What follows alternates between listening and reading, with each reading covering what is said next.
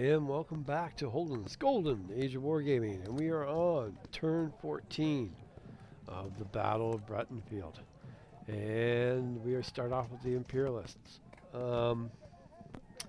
Yeah, which it's looking like it's their game to win. We'll start off with the disruption removal phase. We have 1, 2, 3 units that I can see. I don't think there's any more. Nope. Oh, there is. I'm glad I looked. Okay. But these 3 units that we can see, they can all... No, actually, he can as well. Very nice. Very nice. Yeah, they're all disrupted. Okay. We'll start here. There is no leader within range. Well, not one of ours, anyways. So being moderate, we're back to having to roll a 6. We're having to roll a 6 to remove that disruption. Wouldn't this be something if we got this one? We do not. We do not. Well, that's good for the Swedes. Alright, but now these 3, as far as I can tell, all get a 1 bonus, so they're all going to be 5 or 6s to recover. So we'll start with this unit here. 5 or 6.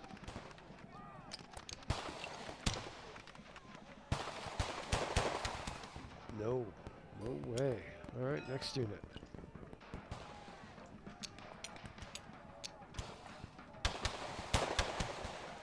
No.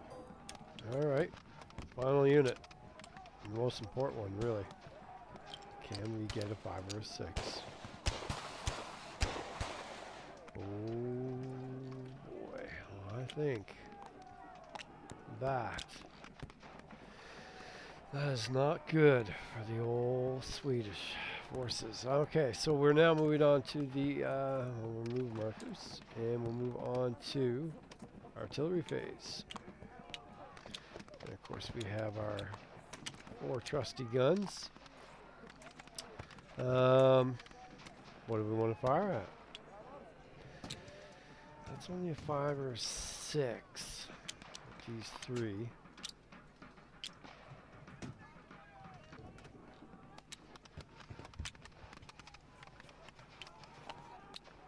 I think we want this one. Ooh, no. We don't like that. Let's fire at this one here. I would go for this one, but old Gustavus is right beside it. And that's too much of a chance they'll just be able to remove that disruption. This one here, 5 or 6. So that's not...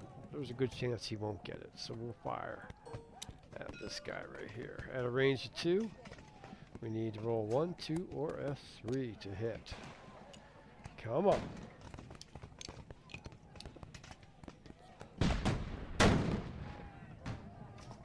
That is a 6. That is a miss. Well, that's just great. We can't see him because these units are in the way. So I think we'll go for this guy. Well, no, we won't. It would be nice to get rid of him. Why don't we skip him for now and we'll go to this guy. 1, 2, 3. We'll fire there. That is... we need a 1 or a 2. Come on, we just need 1 of these. That would really pay off for us. Really pay off. That is a 5. That is not going to do it. Alright, so now we're 1, 2, 3, 4. Same, yeah, 3 to 5 hexes. So we still need a 1 or a 2. Come on. Give it to us.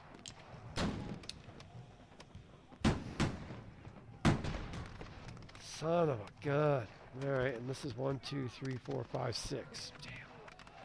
Alright, last chance. We need to roll a 1. We need to roll 1.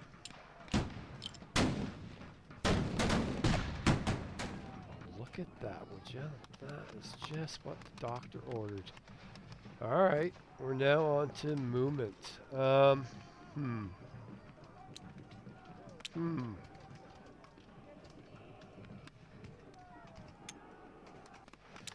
See, I'd like to keep them with the leader. So normally I would retreat them back, but there's no leader back there. The only leader in this whole area is good old Furstenberg. So, yeah, this is just too good to be true. We can get a 2-to-1 here.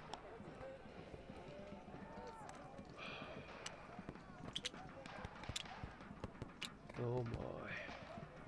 Oh, this is gonna be fun. It's gonna be fun. But do we go for that? Or do we go for the guns? See, I could go 1, 2, 3, 4. But we'd have to attack at 1-to-1. I would take that gun back. I would not take that gun though. Or do we try to kill as many units as we possibly can?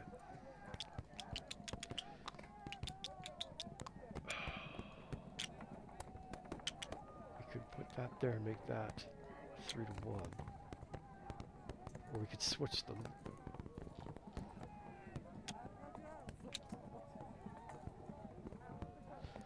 How is it for movement for the stacking? Does that just at the end of the turn? Yeah, we can do it. We just can't end any phase stacked in the same hex. Okay, gotcha. So we could switch these two around. That's a 3-to-1 there. There's just way too many opportunities to kill some units here now. We do have a problem with these 2 units are still left. We definitely don't want that. See, we could even come down off the hill with that and hit that, which I almost think is worth it. Try to destroy as many of these units as we can. Let's just try. I'm trying to think of the best way here. We get a 3-to-1 against all these. This is a 5-to-1. We don't want to get within 2 hex range though of these guns.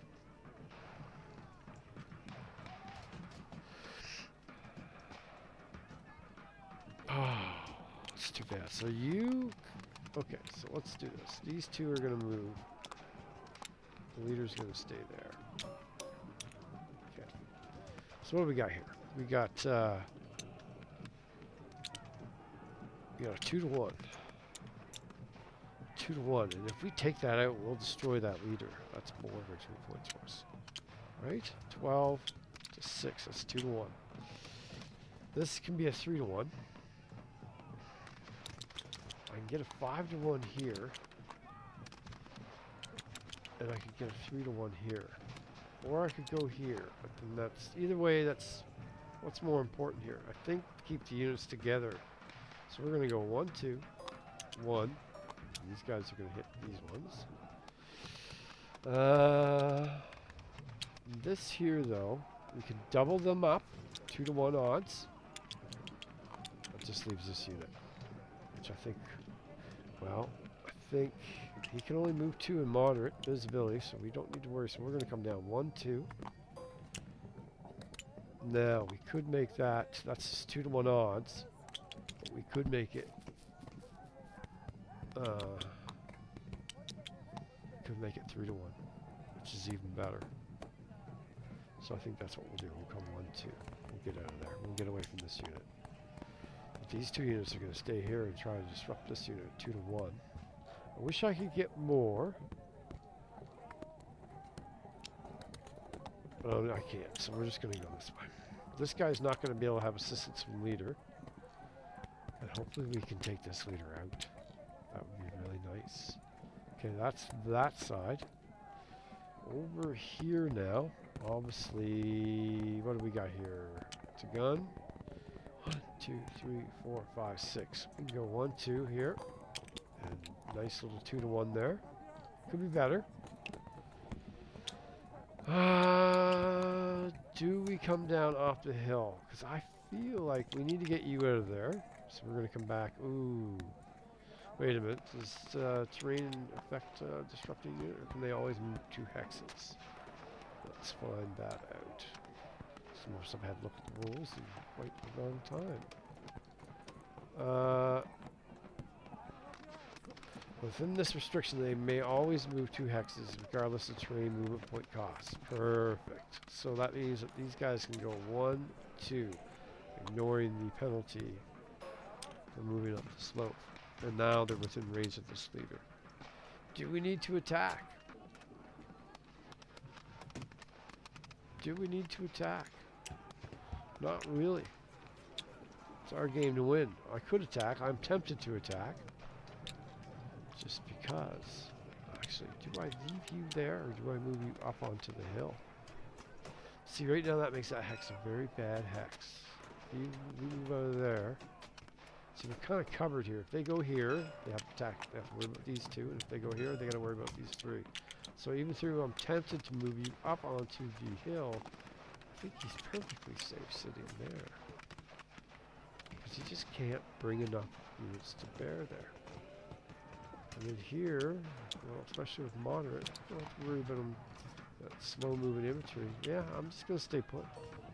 I don't know why I'm bothering to do this, but I guess for patience sake, I guess. Alright, so that is it for our movement. So we're removing the markers. We'll go from left to right. So we'll start off with this guy. So we got 5 to 2, 2 to 1 odds. Let's see if they can do it. Either 1 or a 2. We get a 3. That is disruption exchange. So that means that he loses this unit. Gives us another 3 victory points. But we do flip over. Alright, next up we'll go here. We have 14 to 4. That's 3 to 1 odds. 3 to 1 odds. We'll use the musket for this. 3 to 1 odds. We need a 1, 2, or a 3. We get it, ladies and gentlemen. We get it. That is an infantry piece. Ooh. Ooh. Okay, so that's 8 victory points. The Swedes have just lost their first infantry. They have 8 demoralization points. Excellent. Alright, next up we have 21 to 10. 21 to 10. That's 2 to 1 odds. Here we go.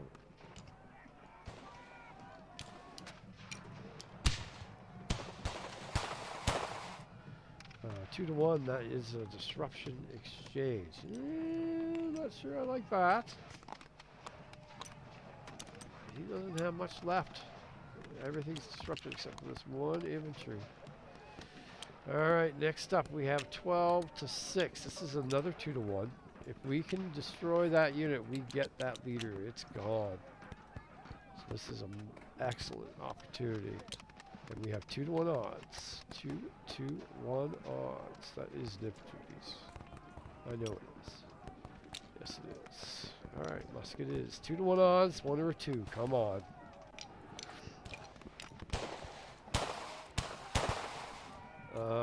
That's a 6 on a 2 to 1. Well, that's still a disruption exchange. What that means is you get disrupted, but you get destroyed.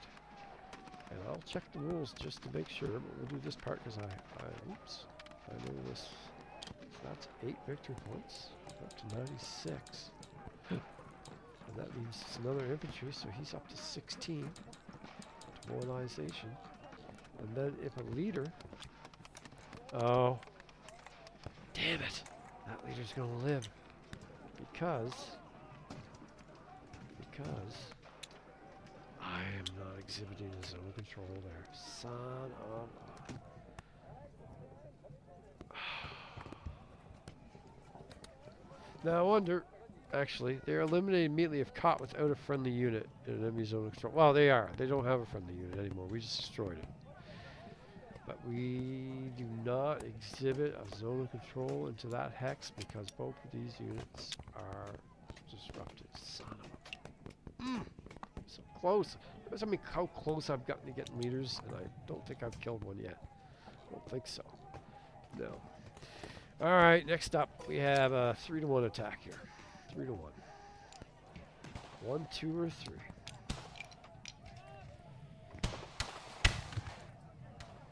that gets it. That gets it for us. So we flip that over. So I don't know how much cavalry he's got left, but not a lot. That puts us up to 101 victory points. Then we're gonna do. Oh, we'll do this one, I guess. 5-to-1 attack. 5-to-1. Well, the only thing that is bad really would be a 6. Disruption exchange. We still get them. I don't really want us to be disrupted. And we're not. That is just a. He is gone. Defender disrupted. It's another 3. Okay. To 104. And then finally, yeah, final attack. We have a 7-to-2. That's 3-to-1 odds as well. 3-to-1.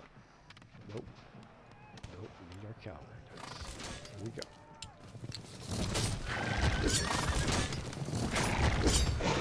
Ooh, we got a 4. That is unfortunately a disruption exchange. So we do get that. This is up to 107. However, we do have to flip over. Alright, moon markers. And we're switching sides. Oh no, I don't want to be the game master. No, no. Okay, looking at this. Our left leg. Our left leg is shot to hell. And 2 of them we can't even try to get back. No, we can't. I keep forgetting. We're disrupted. So we're going to be able to get a chance to get these back. That's really going to. It's really going to decide that, isn't it? So we don't get these back, and we can't take advantage of this situation. Well, okay.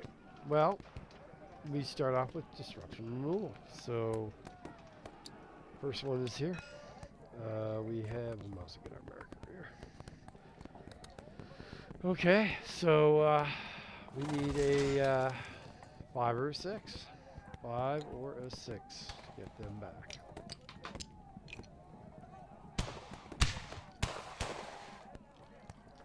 Absolutely not. Well, okay. Here it's a little bit better though. Here, we need to get him out of there. Alright, this guy here we need a 4, 5, or a 6. 4, 5, or a 6 to get him back.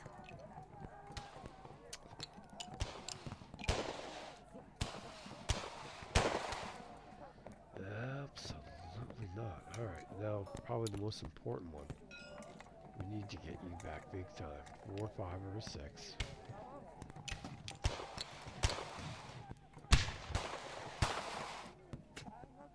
Oh, well, we get him back. We needed that as the Swedes. And then this one here, we really like to get that back too, wouldn't we? But we have to roll 6. Can the Swedes pull it out of their butt? Here, come on. Roll 6. No. Absolutely not. Alright. Wait a minute. Did I? Not. Well, I guess I decided I wanted to stay on the hill, eh? Why didn't I go down and attack? Or at least go down and put a piece here. That was a mistake. That was a mistake on the Imperialist part. Alright, well, we made it, so. That is a 4, 5, or 6 to get that back. Ah, we should have put a unit down there. Why did I miss that? This is me. 4, 5, or 6. Yeah, see, this is, wow, really dumb. Dumb. Alright, and then 4, 5, or 6. Yeah, we deserve to have both of these come back, because the Imperialists were so stupid. But they get lucky. They get lucky. Those guys stay disrupted. Okay. Okay. Remove markers. Alright, it's artillery time. We have 2 guns, right? Yep. And over here, we have all our guns. Okay. Well, I don't think we can see him. Right? Not him. But we can see him. We can see him. So that's a range of 3. Range of 3. So we need 1 or a 2 to disrupt. This would really help. No. Alright, well we got another chance. Yep. Fire to him. 1 or a 2. Come on. 1 or a 2. Yeah.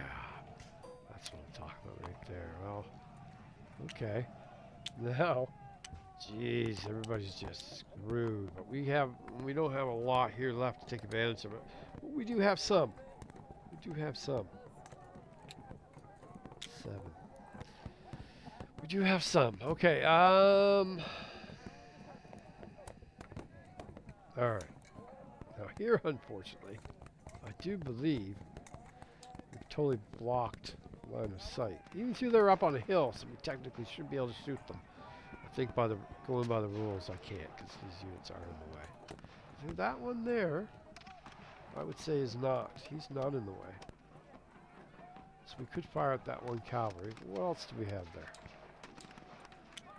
Yeah, another cavalry.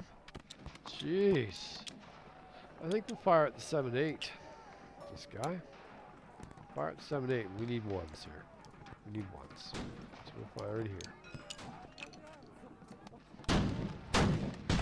See, this is the problem. We really needed these artillery to come through for us, but they obviously, if the Imperials stay up there, we'll never get more than a 1. This guy is also going to fire right there. And it is once again a lousy 1.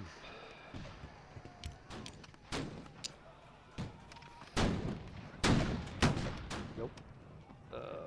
Is this guy able to get there?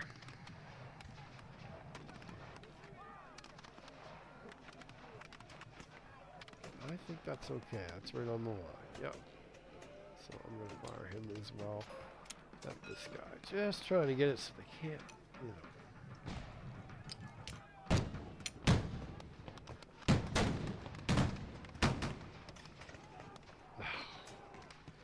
Well, after that, that's it. We don't have anything that we can here that we can fire at.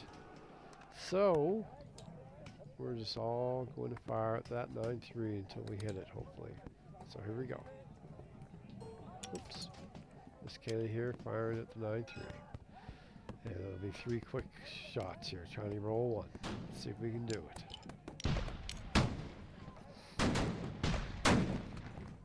It is a 1 right off the bat, just like that. Alright, now we have... Nope, he blocks the line of sight. Jeez, do we have anything we can shoot at? I don't think so. These guys will block line of sight to that, so I don't think they can fire at anybody. They cannot fire. I mean, line of sight again.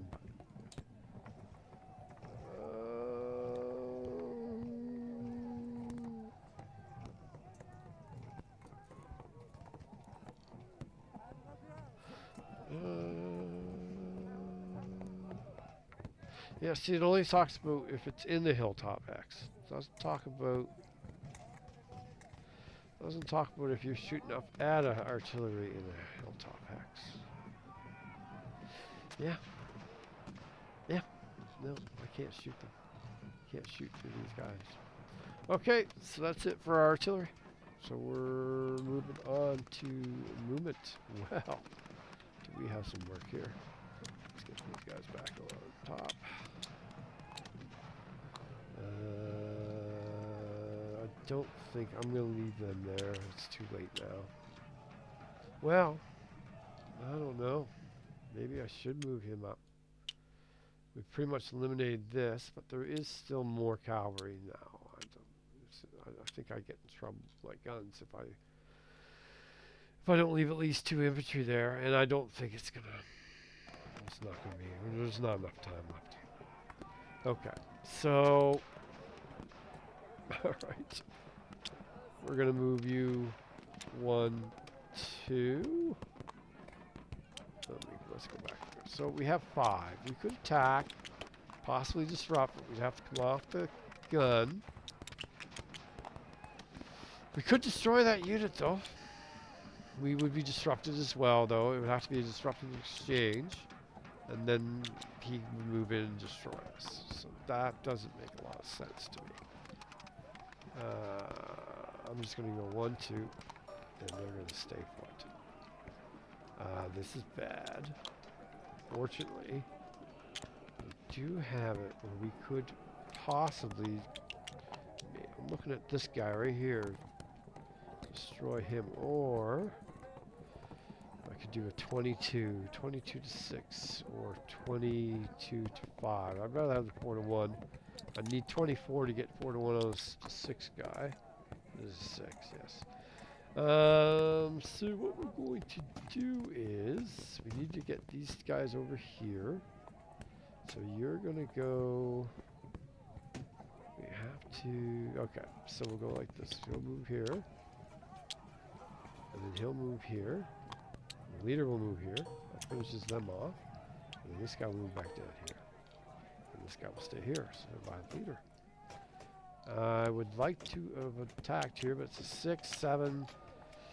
And I don't, this guy couldn't even make it there. So, at least I don't think he could. Could he? Is he over here? He's over here, right? So he couldn't have made it to do the attack, and I don't want to do a one-on-one on that. This is much better. This is a 4 to 1. Yeah, 4 to 1. I mean, do I just go in? And that basically means that as the Imperialists, we lose. But we have 52 VPs. They have 107. I could try going around and coming up the hill. Nah, he's disrupted. He's disrupted. This is the odds they're terrible. That's 17, 19. 29 there in that. So the only way is if I go here and then he gets to double to a 34. 1 to 3 odds. Oh yeah, that looks great.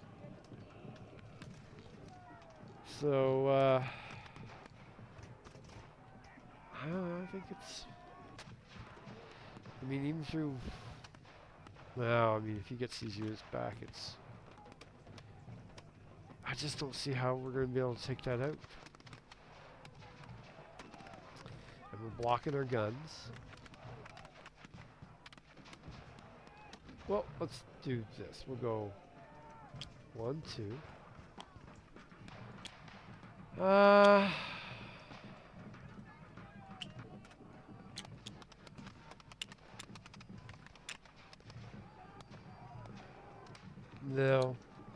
No. Ah, man, I wanted to go in through here, but the Imperialist is just too strong now. 15. I mean, I'd have to go here. Okay, I could do that. So that's a one-on-one. Then see, this guy has to take on 11, 18, 19 points, 15. So it'd be 1 to 2. It's not going to work. I don't know how to make that work. And they don't move fast enough. These 2 hexes is not fast enough. He'll just respond to whatever I do. So, alright, we're going to go remove markers. And we'll do this combat here. Let's see what happens. We have a total of 22. 5, 4 to 1 odds. 4 to 1 odds. We need a 1, 2, 3, 4, or 5. Well, we don't really want 5. We don't really want 5. We want 1 to a 4. And we get a 5. Well, I think that pretty much seals the deal right there, ladies and gentlemen. So that is 5. 10 to 3. So that gives us 10 victory points. We're up to 62. And their demoralization. What did I just take out there? 10-3, right? So that means that they would go up to 32. We need to get to, oh, you know what, that's starting to get there, isn't it? No, no. Yeah, 32. Yeah, we need to get them to 70. Actually, I think they're higher than us now. Swedes are just, no, they're at 75. Okay. But still, this happens. Oops. That happens. All right, remove markers. So, totally all disrupted. We got one cavalry. Another little insignificant cavalry really here. But the main problem here is, I think they're going to win it. The Imperialists are, I mean, it depends on what they get back. But the main problem here is that there's no way to get any good odds here. The Imperialists have more units, and not only that, they're on the defense. They have no reason to attack. So we have to attack, and if we attack, we lose. So I think I'm going to call it here. I'm going to call. I could keep going. I mean, it is fun. I like it, but there's no way for the Swedes to win. So let's just take a look. 107 to 62. And if we look at the victory points, victory here. Where is victory conditions? What do we do here? We're not going to do any of that. At the end of the game, the total number of points, higher number of points more than victory. If neither player achieves least victory, well, we both have, right? Yep. Yeah, that's a very good idea. Players may wish to retain enemy units eliminated and units exited to double check their computations. Yeah, that's a good idea. Neither of us demoralized. We can't do any of that stuff. But I'm not going to attack as the Swedes. I mean, I could just to end it in a glorious fall of death, but I mean, playing it realistically, no, I'm not going to attack. And then the Imperialists have no wish; they have no need to attack. They have so many victory points. So it's all really being decided over here, which I could keep playing out, but I mean, the guns. We're going to get the fire, not that there's anything from the fire at. These guys are all going to get the rally. I still have one more 11-3 that can come down off the hill. And then the time's going to run out. And the Swedes lose. So, yeah, I'm going to call it. I'm going to call it here. The Imperialists win. And that was fun. I actually really enjoyed that. Even through, I really do miss the you know, the retreats and the advancing after combat. That was, I think I like that better. I think it works better. But the combat here is much easier to teach, of course. You just roll dice and see the result, and that's it. That's all there is to it. And I like the leaders. Actually, kind of what I'd like to see would be a Napoleon system of combat, which I guess would kind of, I mean, yeah, how would you, I guess you'd have to have a CRT that would have disruptions and retreats. So then you could have the leaders, but you could also advance after combat and units could retreat. I don't know, I guess that'd be probably too much to throw into one game, eh?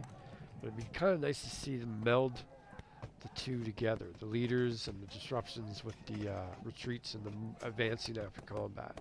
That would be pretty cool to see. So yeah, no, I really enjoyed it. So what we're going to do is we're going to move on after this. I've changed my game plan just a little bit because on the SPI Facebook page, Russell, he gave a challenge basically for us all to play Napoleon at Waterloo, the basic game, Did I save that? Let's just make sure I saved that, just in case. So this is up next. And then I said, well, if I'm going to play the base game, you know what? I never did play this. I just skipped it and went right to Austerlitz and then Borodino. So I'll play the basic game so I can submit the little form he'd like us to all do. And then I'll probably play the next, the next 30 Years War, which I think is Lutzen, I believe. And then after that, I'll play the Deploying at Waterloo Advance, which I made this model a long time ago, but I've never played it. So, and it is part of the Deploying at Waterloo system. I don't know why I skipped it specifically, but I did. So I think I'll play that. So as you see, that's much more involved than the basic game. I think it even has, does it have? It has stacking. Yes, it does. So it would be kind of cool to see the two. But so we're going to add that into our Napoleon series, which pushes back my ultimate goal of playing the campaign game of Napoleon's Last Battles. But we will get there. We will get there. There's no rush. But for now, that is it for 30 Years War Breitenfeld. And I enjoyed it a lot, and I look forward to playing the other, the actual games in the quad. This was actually in the Strategy and Tactics magazine. The next 4 games are actually the quad itself. So until then, take care, guys, and have a great day.